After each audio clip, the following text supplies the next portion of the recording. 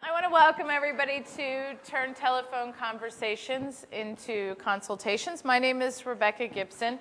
I am currently working with Magellan Health Services as the Director of Learning and Performance. Though I've been involved with Vizix University longer than I've worked for Magellan, I have a long history of working in the call center industry, both in customer service and in sales. And so I worked as a consultant for about 5 years before this, and then, which is how I got hooked up with Vizix, and also in a call center for about 10 years before that, with lots of different kinds of industry experience, from healthcare to retail, a little bit of high tech, some different stuff thrown in there as well. So my specialty is customer service, building relationships over the phone. I got involved with Sharif a few years ago when they asked me to come speak at Vizix University and gave me a little treasure, which was a disc of calls that they had used as part of the mystery shopping program that some folks did a couple years ago, and Sharif kind of headed that up. So I had the opportunity to listen to tens of calls, probably like 30 or 40 calls. And a lot of the presentation that you'll see today was really built on kind of my industry background, but also kind of listening to those calls and really analyzing what the success factors were. In addition, I kind of throw this in from a personal side. I also had the procedure about 2 years ago. So I come at this as an outsider, having engaged in this process and quite frankly, having some opinions about how the process went for me. And I'd like to share a little bit of that with you as well. And so it's a fairly interactive session. I have a lot of questions for you, but we also are going to do some role playing and stuff like that as well. So hope everybody's feeling chatty. Two things that we really want to accomplish today. The majority of the time we're going to spend observing and reviewing examples and talk about specifically selling techniques for that initial phone call, for the telephone consultation. The second part, we're also going to look at what are some of the practices and processes that affect performance, the performance of LASIK consultants within your office or within your site. And so we spent a little bit less time on the second part, but I feel like it's important because how we're hiring people and training them, how we're measuring their performance and giving feedback are all critical components of this as well. It's not just enough to run down a list of this is what a call should sound like, or these are the standards for success on a call. I think it's also important to at least look a little bit at who are the people you're hiring, how do they feel about their jobs, and how can we really positively affect performance in a realistic way. So here's what I'd like to do. We're going to open things up. I'd like you to, don't do it yet, because if everybody starts talking, then it's hard for me to tell you the rest of the story. I'd like you to choose a partner and role play from a script. And the scripts are right here. Each script has the original conversation, which is the original conversation, and then a revised conversation as well. So for this first part of the activity, you're just going to be using the original conversation. All I want you to do is choose a partner, choose one person to play the LASIK consultant, one person to play the caller. Simply role play, just read the script, listen to what you're hearing, listen to each other, and then you're going to take just a minute or two to basically record your impressions, and there's some space for that as well on here. What do you think the consultant did well? What do you think the consultant didn't do well? What's your perspective or your take on the conversation? I like to preface this with, this is an exact transcript of one of those calls I was talking about. So this isn't like a little fairy tale that I made up. This is a real call. And I'll also say it is what I would consider a fairly typical call. It's not going to knock your socks off. It's not terrible. It's pretty typical of the calls that I heard. After we do this and you record your impressions, we're going to continue on and talk about specifically what are some of the skills, what are some of the things that relate to this call that the consultant could have done differently. All right? So choose your partner. Once you do that, send somebody up and grab 2 of these, 1 for each of you. All right. Typical call. Really, not kidding. So, and it's not, I mean, you don't get everything. I heard the original, like the real one, and it wasn't as bad, I think, as the script kind of comes out being, very honestly. But, so what are your thoughts? What do you think the consultant did well? What are the elements of it that I call her a she because it was a she in the call. What do you think are the elements that she did well? Mm-hmm. She collected a lot of information that she needed to do, and then she also addressed a lot of her concerns. Yeah, I very much got the impression that she kind of did what she was supposed to do from a process perspective, like gathered what she was supposed to gather, that the mechanics of the call were kind of there. I mean, she didn't do necessarily anything that made you go, whoa, that doesn't sound right, or that sounds really off, or anything like that. I mean, I think, again, the mechanics, the kind of process piece was probably fine. What else does she do well? Did somebody appear? She kept the patient on the phone for at least 5 minutes on the phone, asking for this information. So somehow she kept contact with the patient. She did. She kept the patient on the phone. She didn't sound abrupt. I think she sounded helpful. And I will say that when I listened to the original call, she sounded like a very helpful person. She didn't sound, I mean, she sounded helpful. I didn't get the impression that she wasn't interested in the call or anything like that from her tone or her pace or anything like that. Anything else? She attempts to give quite a bit of information, but not and she tried to throw out a bunch of, it sounds like she was trying to go into detail that she didn't really know. Yeah, Some of the phrasing makes people, okay, well, let's talk then about what she didn't do well.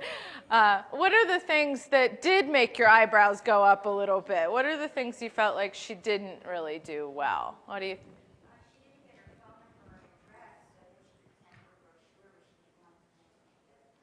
Okay, so assuming that was part of the process in that site, it does sound like she maybe didn't gather enough information to follow up. Great.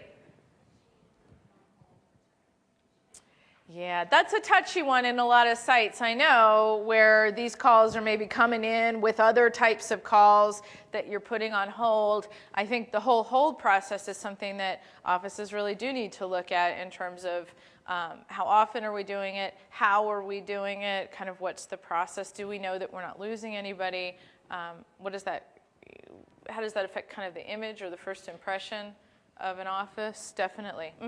I think she didn't take control of the conversation early enough. Like, if I was doing it, at the very beginning, she says, I was wondering if you could give me some information about LASIK. I would just say, absolutely. Well, how long have you been thinking about doing LASIK? And so now I'm in control of the conversation and bringing it in the steps that I like instead of going to cost right away. I can direct the conversation more. That's something that comes up all the time, right? The person who's asking the question is the person who controls the call.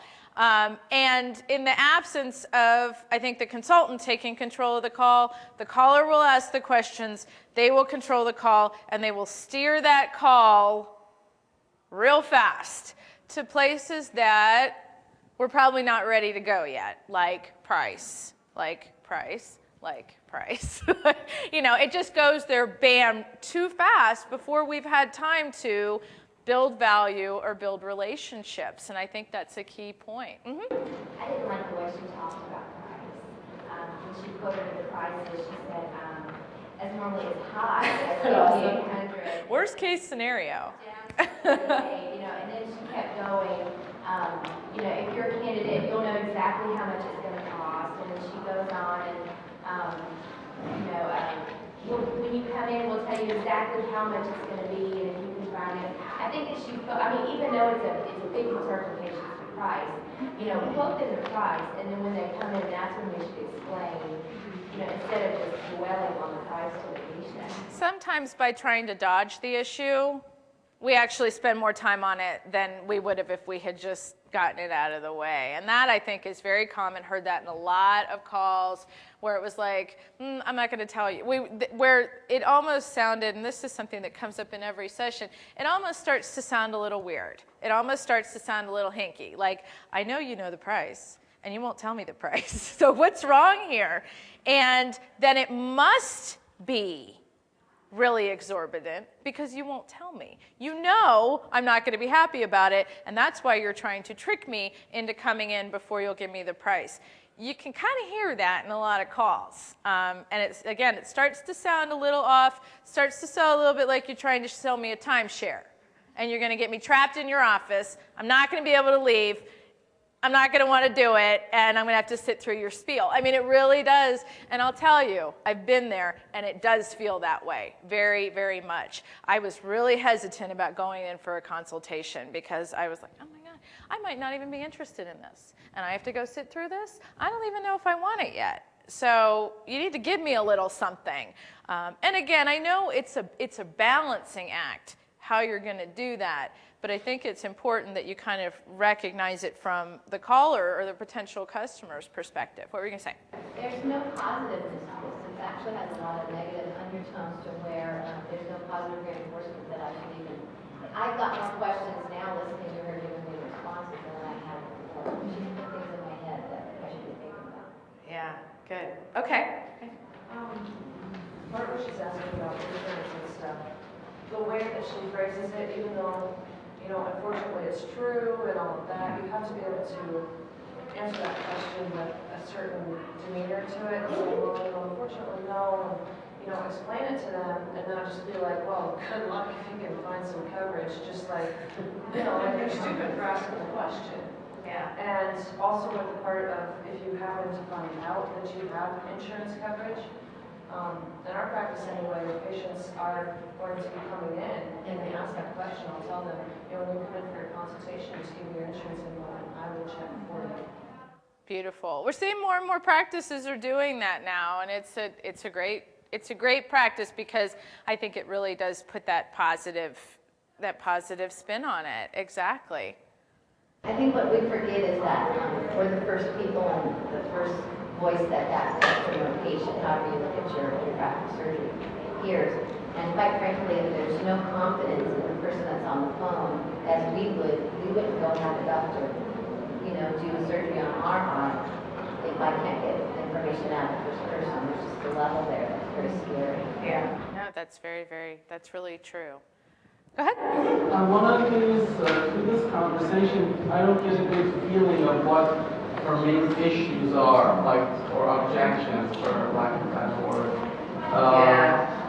So it's good to try to get some of those as well.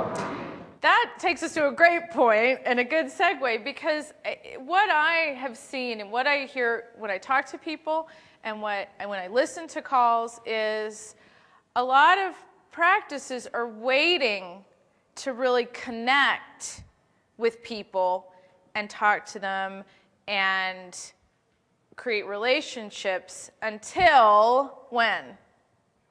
Till they come in. It's like there's this push to get them in, because then we can love all over them and they will never go anywhere else. The only problem with that is, and they're not coming in. I mean, that's the problem. It's like the consultation is a whole other piece that we're not even going to talk about. And I know that there are issues and challenges there. But when we're talking about the telephone conversation, I would really encourage you to think of it as a lot of the stuff that you normally do in your consultation, you need to move it up to that telephone consultation. You need to be uncovering objections, you need to be addressing them, you need to be creating relationships with people. So what I did in getting the presentation together and what we're going to do now is I went to that call as kind of a typical call. A lot of the issues that you guys brought up about what she didn't do well and what she did do well, fairly typical and common across the board in calls that I heard. So what I did was came up with really 5 suggestions for potential remedies or ways that we can be moving a lot of what we do in the consultation moving it up a little bit into the telephone piece, and really increasing our emotional connection with potential customers. Because the other thing to think about too, and this is, I think, becomes more and more important in your industry, is LASIK over the last however long, and I don't know the industry as well as you guys do, has become more of a commodity, right? You look in the newspaper. I just moved to Southern California, and it's a bit of a culture shock because I moved from Baltimore. So any newspaper or anything I pick up is full of ads for what?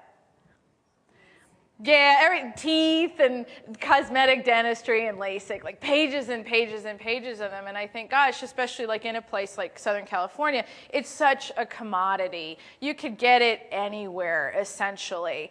And you guys come at it from a perspective of, oh, but our doctors are different. No, that. Guess what? To me, it's a commodity, quite frankly. Everybody does it. It's got the little logo on it. It's LASIK. Everybody does LASIK. The differentiator is I come in contact with your practice and you make me feel that you're different. You make me feel that there's a connection there. You make me feel that because you're caring, because you're consultative, that you're looking out for me, that you're not just trying to sell me something, and you really connect with me emotionally. And that's the bottom line. I mean, that's kind of it for a lot of people, especially those who are not existing patients, which is a big market for a lot of people. So the first thing that I really thought about as I look specifically at your industry and your calls is I think it's important to be real careful about using too much sales jargon and embracing sales culture too much. A lot of the people who work in your practices don't relish the idea of being a salesperson. They don't think of themselves as a salesperson. And when you start talking to them sales jargon that you learn at seminars and stuff, doesn't go over real well with them. And I'm very well acquainted with this because I come from a customer service environment. And if anybody's ever called about their cell phone bill and somebody tried to get you to upgrade your plan or change your plan or increase your minutes or buy a new phone, knows that the service industry in general is moving towards a more sales-oriented model, which is very similar to what you all are moving towards in a lot of your practices as well. I think it's really important to be thinking, to forget about sales for a second and think about offering products and services from a customer service point of view. When somebody sees an ad or an existing patient asks you about LASIK, it's a mindset, but it's really important that you realize why I'm asking you about this. Why am I asking you about LASIK? Why do I say, yeah, I've heard about it, I don't really know a whole lot about it, but I'd like to know more? Why am I asking you that? Yeah. What am I thinking? Why?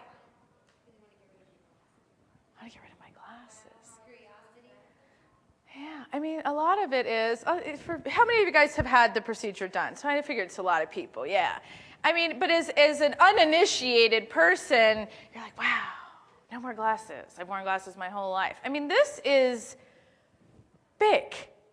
Big, big, big. Like, and I will say this in all seriousness. In terms of life events, it's a top 10er for me. It's in the top 10 of life events for me. Like, if I were to list big events in my life, and you were to say, put in a list of top 10, it would probably come in 6, 7.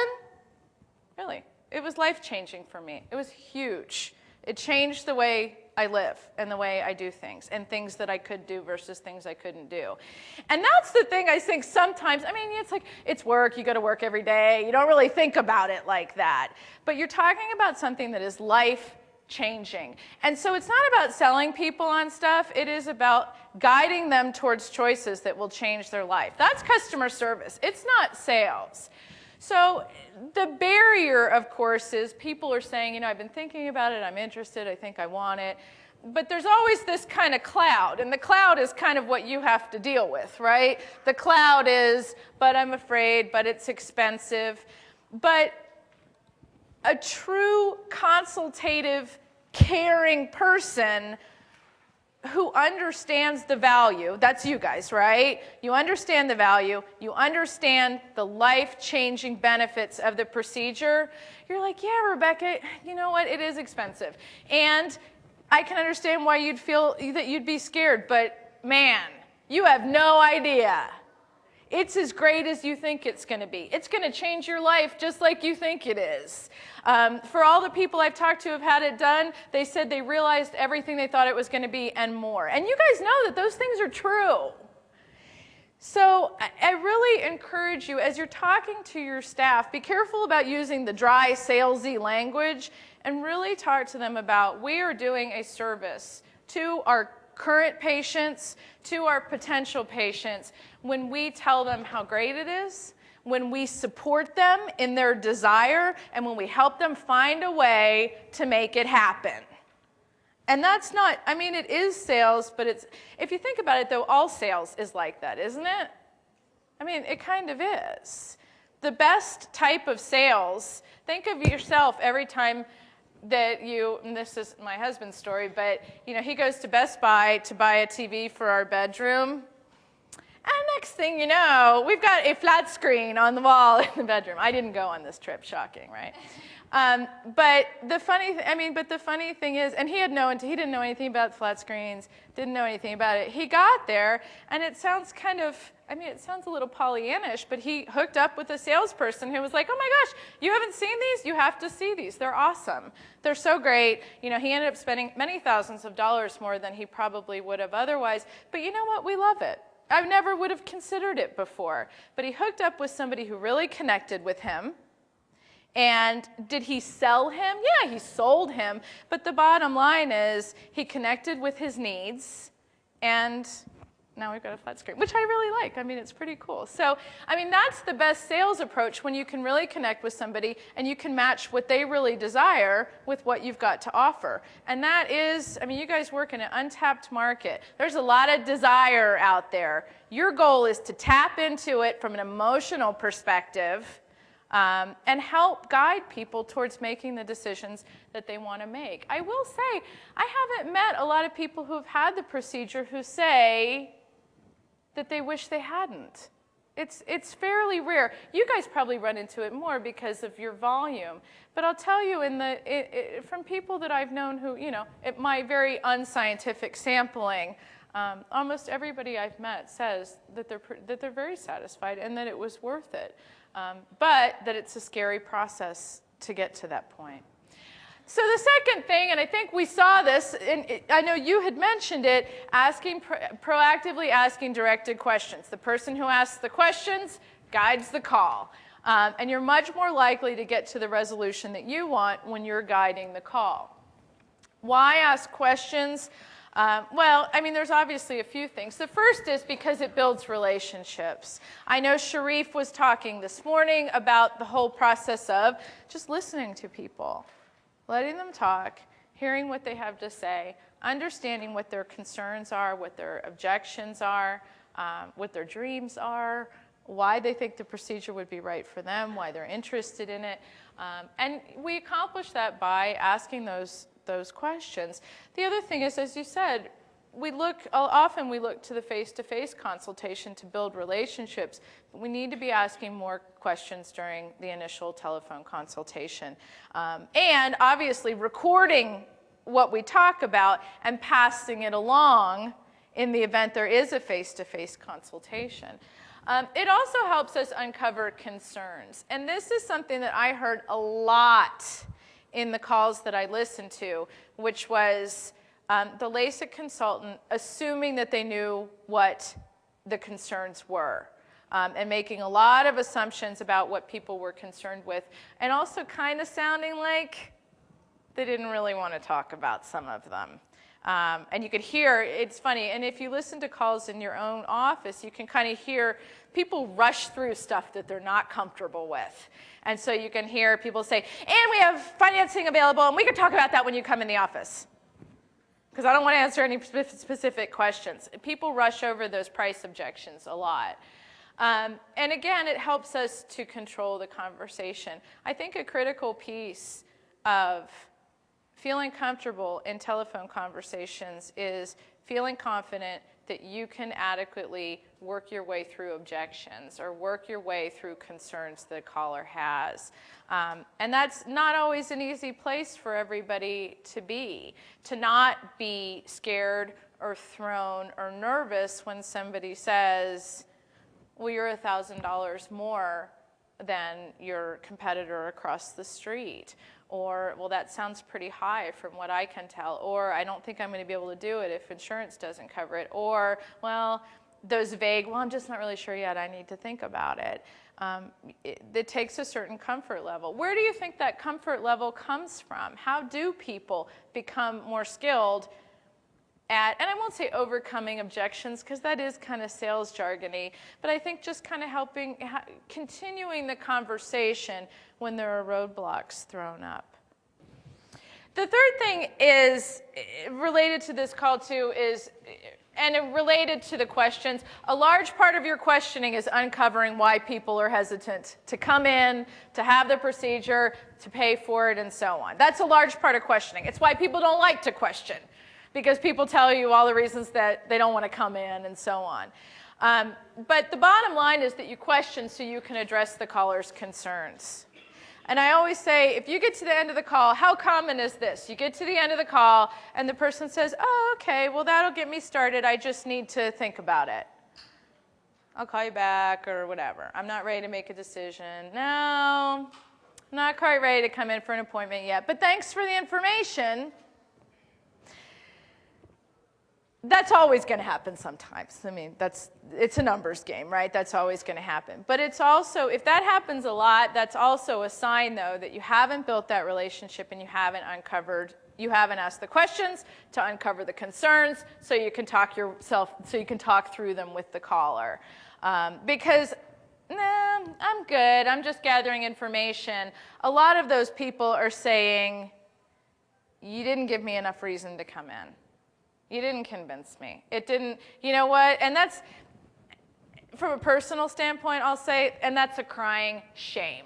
Because you offer a life-changing service. And if you can't sell people on coming in and hearing a little bit more about it, to some extent, shame on us then. Because it seems, it shouldn't be that, I mean, I know it's hard, but it shouldn't be that difficult to get people excited about it.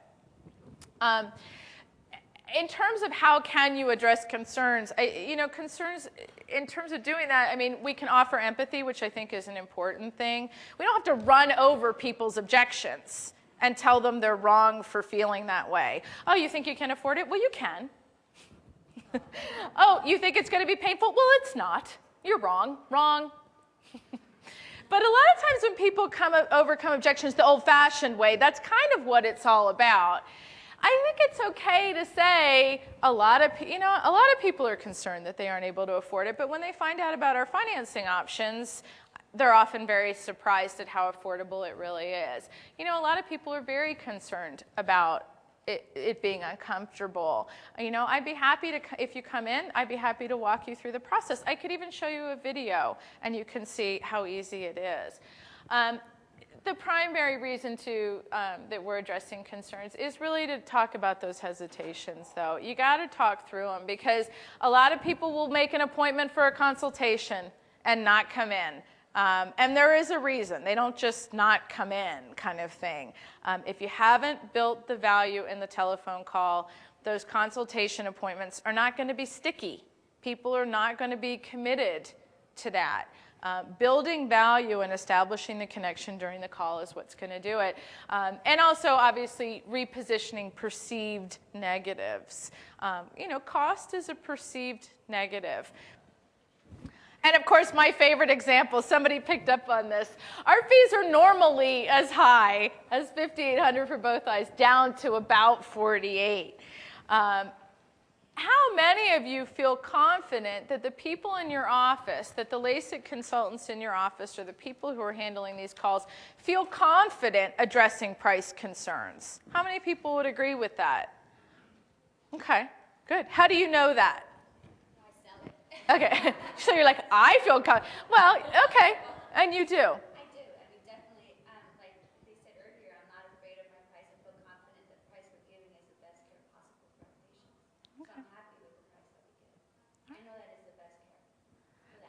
So I'm challenging everybody. Does everybody in your office sound like she does? I can hear it in her voice, man, can't you? I feel very confident. She does. I mean, she sounds so confident. She looks confident. And I think that that is really a challenge for a lot of people because everybody in your office needs to sound like that. Because this is something that comes up on what? What percentage of calls does price come up? It's a lot. It's a lot. So if you don't feel 100% confident that your LASIK consultants can feel comfortable addressing it, that's a little bit of a problem, right? The other thing is when I encounter consultants or people who work in similar industries who don't feel confident, it kind of scares me and it makes me sad because I think this is a large part of your job. You're having to deal with price objections on a regular basis and you don't feel comfortable with it. Like that's a bad job. I wouldn't like my job if there was a big component of it that scared me and made me feel uncomfortable and I felt like I wasn't good at. You're going to find that people will very quickly become very negative about their responsibilities and become less effective as well. The other is, and this is, again, all of these points are really related, the idea of this is the emotion aspect of it, right? Lot of offices selling on features of LASIK. So what are some of the features that you have that are related to the procedure? Your Iris registration. Custom view, yeah.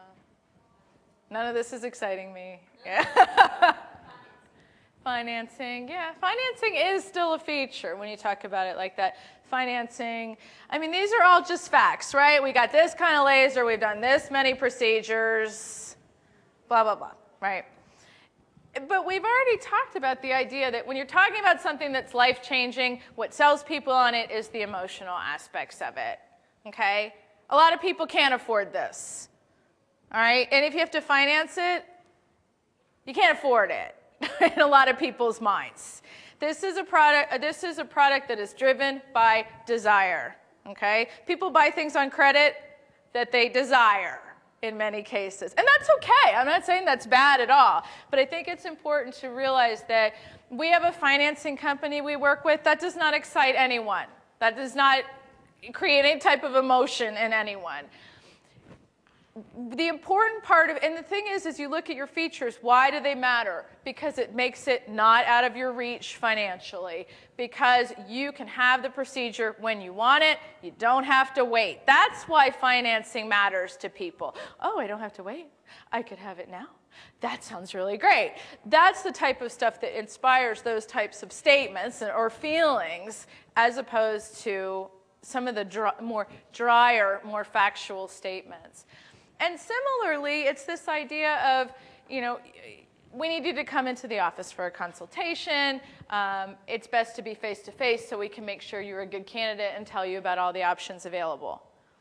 That doesn't sound fun to me. That does not sound like something I want to do.